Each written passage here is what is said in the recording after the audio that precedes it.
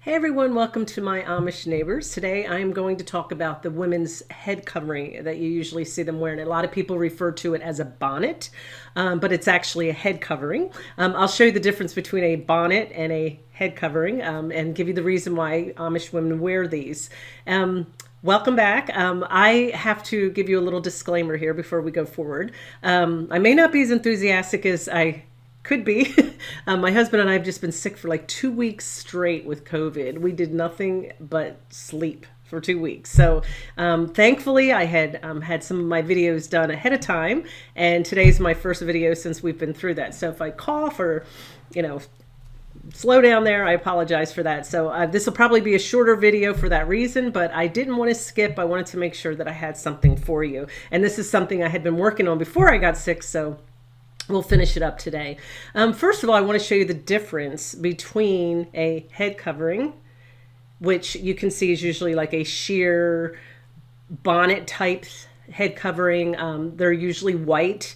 Sometimes they're pinned on with like a little lacy thing, but it's basically to cover the head, and there is a biblical reason for that. A bonnet you typically will see during the wintertime. Women will come out with their great big black bonnet covering them up, and it's cold out, and it's literally more of a hat, and that goes on over the head covering. So it's more of a to keep them warm, where the white head covering has a biblical purpose. And I'm going to show you the verse that most people who wear the head covering follow, and it's 1 Corinthians 11. The Bible verse that they typically use is 1 Corinthians 11, and I'm going to go ahead and just put up for you 2 through 16. It gives you the gist of why they believe in the head covering. Now I commend you because you remember me in everything and maintain the traditions, even as I delivered them to you. But I want you to understand that the head of every man is Christ. The head of a wife is her husband, and the head of Christ is God. Every man who prays or prophesies with his head covered dishonors his head, but every wife who prays or prophesies with her head uncovered dishonors her head, since it is the same as her head were shaven. For if a wife will not cover her head, then she should cut her hair short. But since it is disgraceful for a wife to cut off her hair or shave her head, let her cover her head. And that's basically where that Bible verse comes from, and they follow it. Now, a lot of you may think, well, that seems old time or ancient. Why do they still believe that? But believe it or not, there are still some religious communities that do believe in using the head covering. I can remember, actually, I was born in 1960, so I through the 60s went to a Catholic school, and growing up as a little girl, when we went to church, we had to wear like a little doily or head covering on our head when we went to church to pray.